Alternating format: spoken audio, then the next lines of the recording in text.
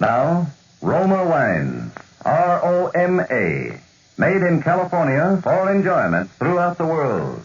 Roma Wines presents Suspense. Tonight, Roma Wines bring you Mr. Gregory Peck as star of The Lonely Road, a suspense play produced, edited, and directed for Roma Wines by William Spier. Suspense, radio's outstanding theater of thrills. It's presented for your enjoyment by Roma Wines. That's R-O-M-A, Roma Wines. Those excellent California wines that can add so much pleasantness to the way you live, to your happiness and entertaining guests, to your enjoyment of everyday meals. Yes, right now a glassful would be very pleasant, as Roma Wines bring you Gregory Peck in a remarkable tale of Suspense.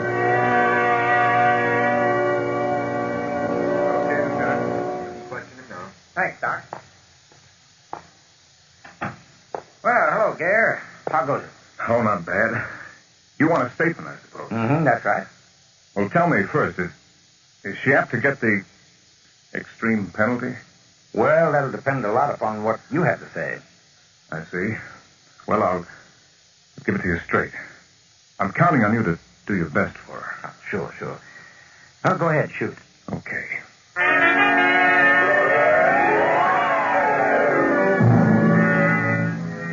The first time I saw Jenny, she was coming along the road carrying a suitcase. I knew she was headed for our place because it's the only house for miles around there. I was trimming the hedge, and I got as far as the rear gate when she reached it. I waited for her to speak. Is this the Gare place? That's right. What can I do for you? You had an ad in the paper for a girl to do general housework. Oh, yes, of course. Well, come along into the house. My wife will want to have a talk with you. This is a beautiful place you've got here, Mr. Gare. But it's certainly hard to get to. You've walked from the highway? Yeah. Must have been almost 5 miles. The sun is something fierce. I almost gave up. Don't any buses run along here? No, we're pretty isolated. But when there's help in the house, I always manage to give them a lift into town.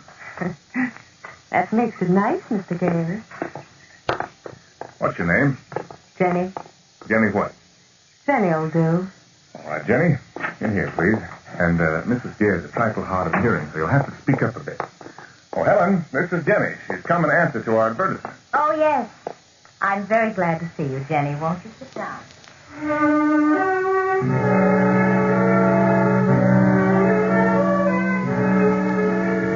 She was extraordinarily looking. Not beautiful or pretty. Striking, I guess, would be the word. She had heavy black braids wound about her head. Her eyes were a clear green and looked straight through you. And she was lean and powerful, like a young animal, a leopard or a panther or something. Well, my wife engaged Jenny. That night she cooked an excellent dinner and served it well. She had on a purple skirt and a cerise, I guess you'd call it, blouse, and I could see Helen eye it with disfavor. Every time the girl came close to me, I could feel the strength of her. And those green eyes watched us as if she was sizing us up. We took our coffee and cigarettes out on the veranda after dinner. You can look right over the orange grove to the hills. It's nice. Steve, what do you think about Jenny? Oh, well, it's a little early to judge. Seems capable enough. That was a darn good dinner, if you ask me. Maybe we're in luck, darling. Maybe. What is she, do you think? Mexican? No, I'd say Slavic with that build and shape of face. Good more coffee, Helen. Half a cup. You're probably right. There's a sort of, gypsy arrogance, boldness about her that makes me uneasy, as if I'd had something to cope with.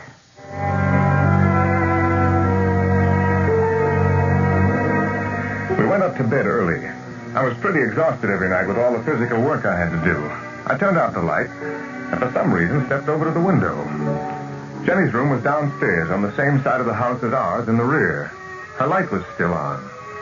She was getting ready for bed, and her shadow, huge and black, lay across the lawn.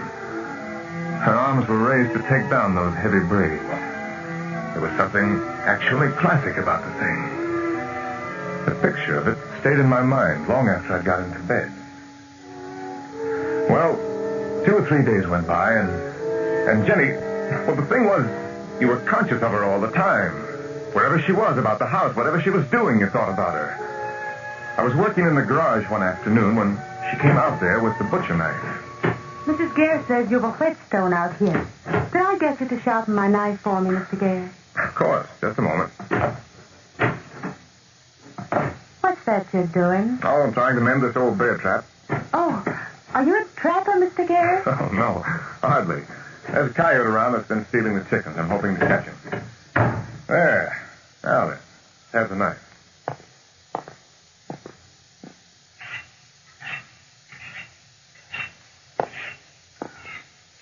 What do you do, Mr. Gare? Well, Jenny, Mrs. Gare was a concert pianist at the time of our marriage. I was a manager. Now I take care of her properties. Holdings, investments, you know. You mean you sign things for her, like checks and papers and things? Power of attorney, yes, that's part of it. Pretty soft for you. Huh, Mr. Gare? Oh, on the contrary, it's quite a job. Keeps me busy. I still say you've got a pretty setup. And she didn't get such a bad deal herself. She's crazy in love with you. Anybody can see that. Why not? You're good looking, Mr. Gare. And young. You must be at least 12 years younger than she is. Now, here's your knife, Jenny. Careful now. Like a razor. Thanks a lot. That's the way I want it. I can't stand a dull knife. So, I'll probably bother you often.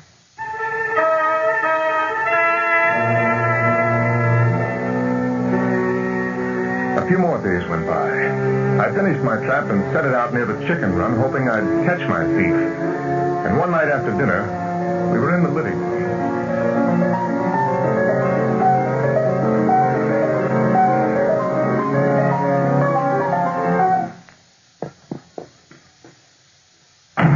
What's the matter, Helen? Who's it, that girl?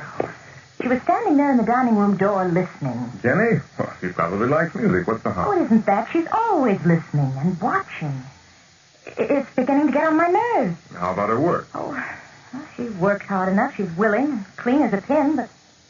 Well, I have a feeling she doesn't respect me, that I just don't figure in her scheme of things. She's just simply taken the place over. I don't even run my own house anymore. Well, fire or why don't you? Oh, no, I couldn't.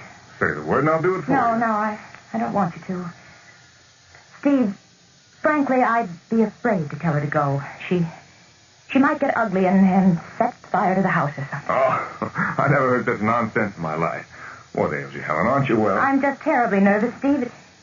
Maybe that's why she takes advantage.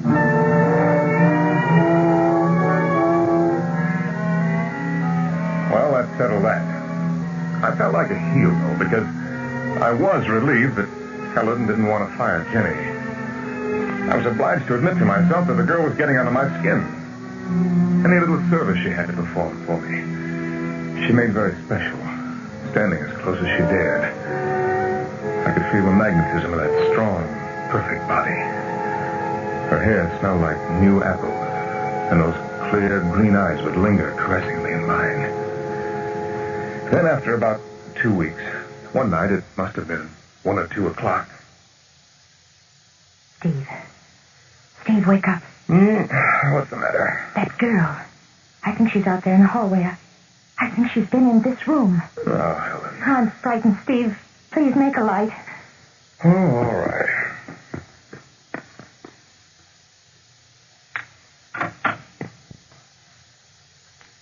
No one around, Helen. You must have been dreaming, dear. Oh, perhaps I was. I dream about her often, Steve. Horrid, confused kind of dreams.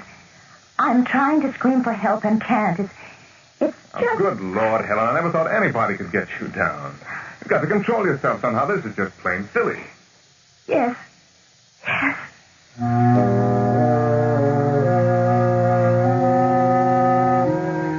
I turned out the light and got back into bed. In a little while, I could hear Helen's even breathing and knew she was asleep. I lay there, thinking. About Jenny, of course. I never thought of much else. In a moment, I heard the piano. So faint, I thought I was imagining it. And it came again. Weird. Ghostly. I got up again, put on my robe, and slipped downstairs. The living room was dark except for the moonlight pouring through the window. And Jenny's figure, black against the light, was moving towards me. Almost before I knew it, she'd pressed close against me, crushing her mouth to mine. It was like being stung. Sharp, sweet, terrible.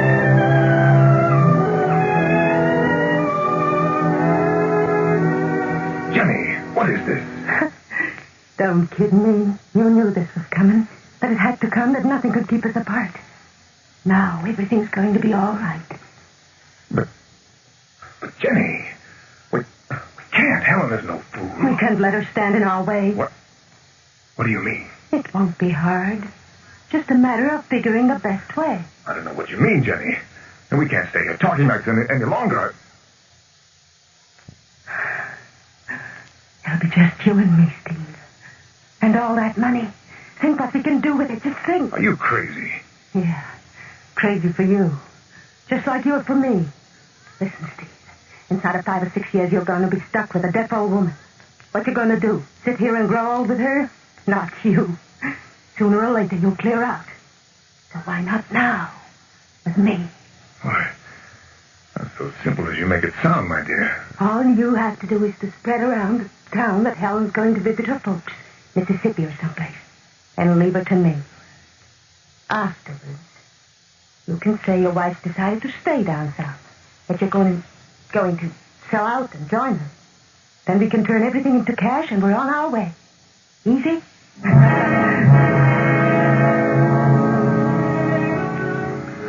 The next few days I worked outside till my hands bled and my whole body shrieked with pain. To keep from thinking, I began having nightmares. I'd wake up in a cold sweat and lie there longing for daylight, swearing that as soon as morning came, I'd throw that girl out of the house. But she'd brush against me or touch my hand, and I'd be wild for her again. I guess I knew then that sooner or later I'd agree to nearly anything she asked.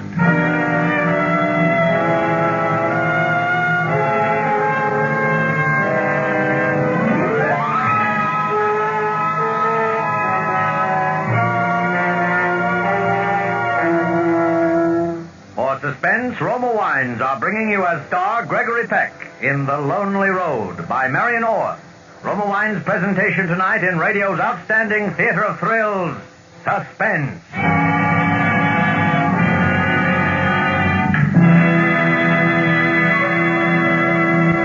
Now, Roma Wines bring back to our Hollywood soundstage Gregory Peck, who as Steven Gare in The Lonely Road continues a narrative well calculated to keep you in suspense.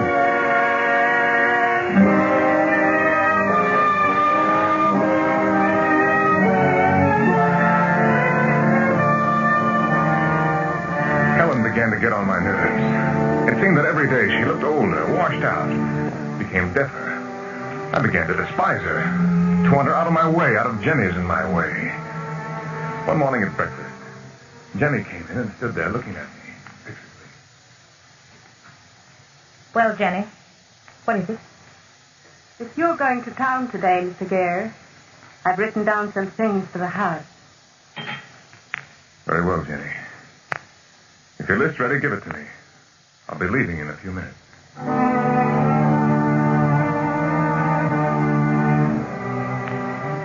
I knew what she meant. She was getting impatient. A reply, which she waited for with those green eyes fixed on mine, was virtually a consent to her plan. As for me, I wasn't sure what I meant to do, but I thought it would do no harm, at least, to set the ball rolling. In town, I dropped into the garage and asked the mechanic to look the car over. I said Mrs. Gare was planning a trip to visit her family in Mississippi, that I'd have to drive her into Tucson to take the train, and that my tires weren't so good. After that, I stopped at the realty office. Well, really, Mr. Gare, you're thinking of selling that beautiful place of yours? Oh, it's just a possibility. I don't want any prospective buyers about the place as yet. But my wife is planning a trip south, and I may follow her and remain there permanently. Help's such a problem. Place of ours takes a lot of handling. Fellow gets sped up after a while. Well, there'd be no difficulty disposing of the property, Mr. Gare. Well, just let me know when you're ready. Meanwhile, I won't bother you with people.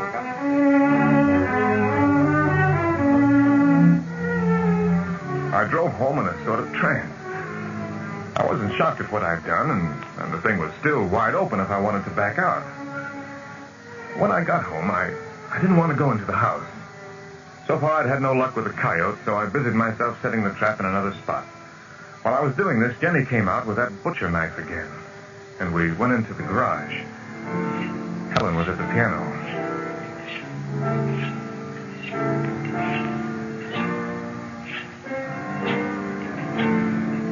Did you do what I told you to, Steve? Yes. Good. I can't stand it much longer. All right, Jenny. But I can't bear to be here when... Kiss me, Steve. Don't worry. It'll be when you're out of the house. She didn't say any more, just looked at me with a twisted little smile. I gave her the sharpened knife, and she kissed me and went into the house. At dinner that night, Helen said... I had words with Jenny today, Steve. I can't have her around any longer.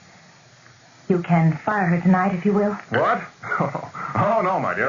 I offered to do it once and you wouldn't let me. Now you'll just have to do it yourself. Steve, I'm afraid of her terribly. Why, has she been ugly, threatening? Oh, don't shout so, Steve. I'm not as deaf as all that. And she'll hear you. No, she hasn't threatened me, nothing like that. There's just something about her that fills me with horror. Oh, you're imagining things, Helen. What possible reason could she have for harming you? I don't know, but this house has become a dreadful place. I'm cold all the time, and I'm shaky, and you seem different. You look at me sometimes as if you hate me. Now, see here. Don't try to reason with me. If she doesn't get out of this house quick, I'll lose my mind. She's like a witch or something malignant or evil. Jenny came in just then to change the plates for dessert. As she bent over to take the platter, she held that knife in her hand in such a way that my blood ran cold for a minute. After she'd gone out. You haven't noticed it, but I haven't taken a mouthful of food until I've seen you start to eat for fear she'll poison me. That's ridiculous. Why shouldn't she poison me as well? Because she's crazy about you. Oh, for heaven's sake. And you're crazy about her. Don't deny it, Steve. I may be deaf, but I'm not blind, you know. Look, Helen, I'm going into town for a drive. If you want to fire Jenny while I'm gone, that's all right with me.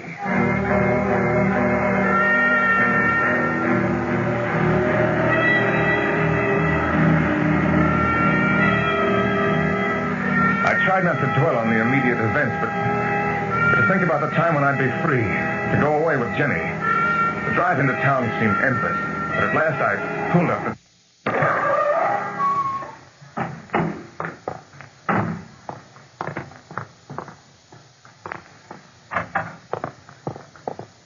Good evening, Mr. Gare.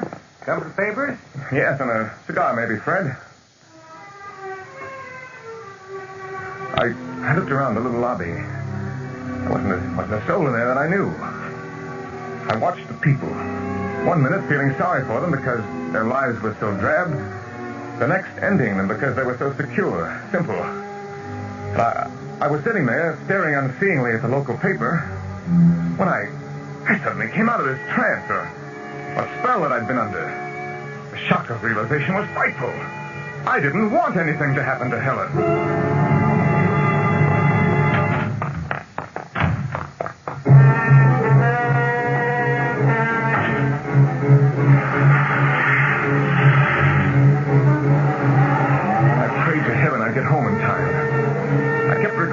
Similar instances of such crimes I'd read in newspapers.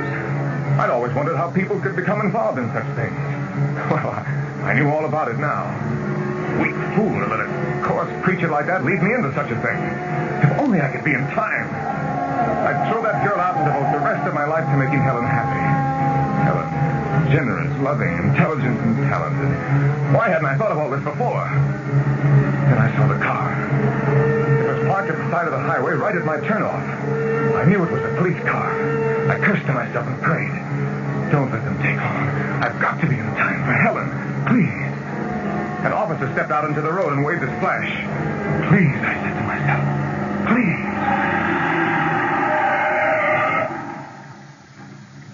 Hello? What's up, officer? Oh, looking for a stolen car, but not a baby like that one. A local car, was it? Yeah. Hey, you better let me have a look at your operator's card, my friend. You must have been doing about 80 along that stretch. Oh, sure. Here you are, officer. Sorry I was overdoing it. I was just in town, and I guess I stayed longer than I intended. My wife's alone in the house and not very well, and I was in a hurry to get home. You live down this road? That's right. Say, maybe that car could have got down in there. I think I'll... No. I mean, I would have seen it. Okay, Mr. Gare. Just take it easy, will you? Certainly will, officer. And thanks. Good night.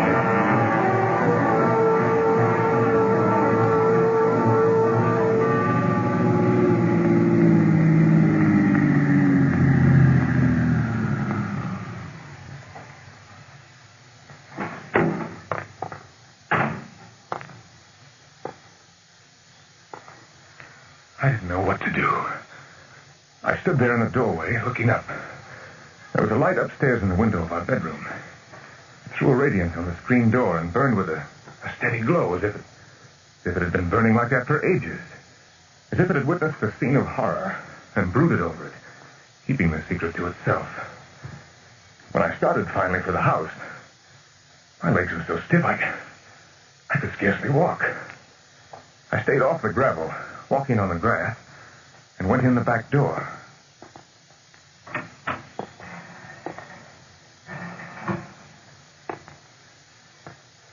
There wasn't a sound. I tiptoed through the kitchen, through the dining room, across the hall. Then I could see the light from that lamp spilling down the stairway at the far end of the dark living room. My heart thumped so loud I could hear it. I wanted to call out, but I didn't dare. Whom would I call? Perhaps everything was all right. Perhaps Helen was up there in bed. How I prayed she was. I hesitated on the threshold, thought of glancing into Jenny's room, but that would have looked queer if nothing had happened. I stepped over the threshold. Ah! It was that trap, that bear trap. Somebody had placed it there, ready for me. Who? The pain was excruciating. I wrenched and pulled at the thing. Helen! Jenny, somebody! Come and give me a hand. Oh!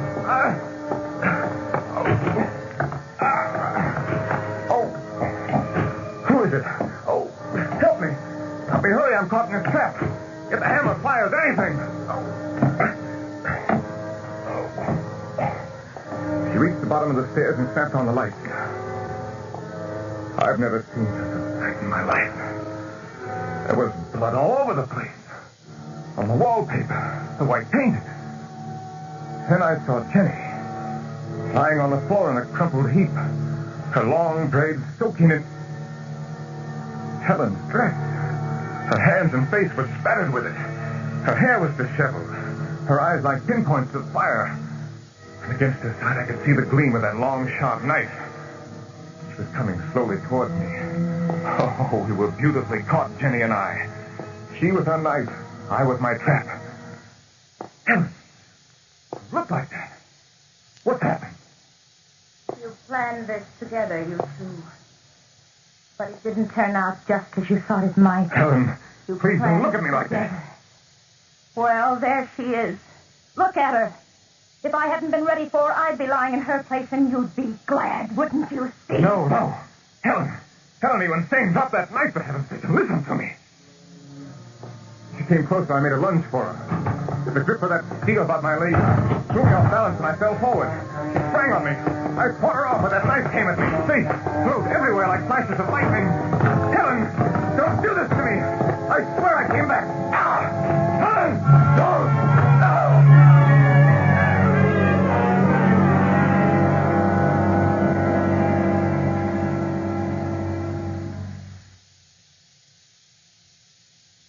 Well, Lieutenant, that police car arrived in time to save my life.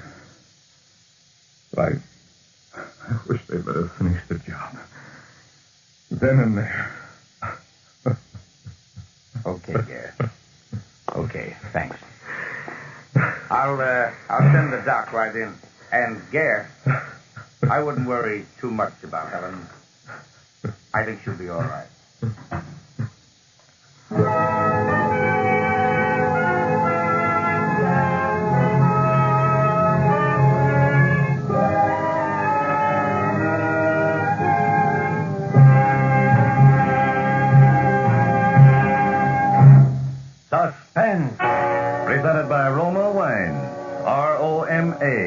made in California for enjoyment throughout the world.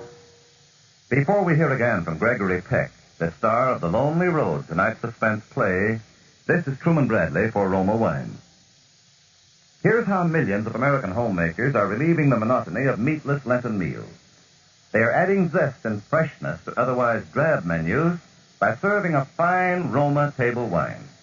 Yes, Roma wine makes the difference between just eating and friendly, enjoyable dining. Try serving Roma California Sauterne with your favorite fish tomorrow. Discover how delicate, pale gold Roma Sauterne lends enchanting new charm and companionship to your table. How Roma's delightful fragrance and smooth, palatable goodness make dining more pleasureful. With baked beans or spaghetti, serve full-bodied red Roma California Burgundy. They're perfect flavor mix. Tomorrow, Friday, make dinner a treat with Roma wine. Roma wines cost but pennies a glass. So little, everyone can enjoy them often. Insist on Roma. R-O-M-A, Roma wines. Made in California for enjoyment throughout the world. This is Gregory Peck. Like everyone else here in the film colony, I've always admired Suspense, and it's been very exciting to appear here tonight. I want to thank Maria Palmer, who appeared as Jenny, and Cathy Lewis, who enacted the role of Helen in tonight's play. Next Thursday on Suspense, a very famous character of crime fiction will make his debut on the air. That'll be Baynard Kendrick's remarkable blind detective, Captain Duncan McLean. And Brian Donlevy will play Captain McLean in a radio play built around one of the most ingenious and cunning murders I've ever heard about. I'll surely be listening, and I know you will want to listen next Thursday to Suspense. Gregory Peck will soon be seen as star of The Yearling, produced by Metro-Goldwyn-Mayer. Next Thursday, same time, Roma Wines will bring you Mr. Brian Donlevy as star of Suspense, radio's outstanding theater of thrills. Produced by William Spier for the Roma Wine Company of Fresno, California.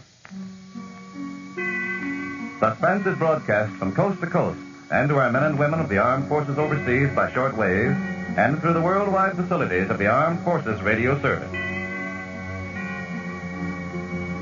This is CBS, the Columbia Broadcasting System.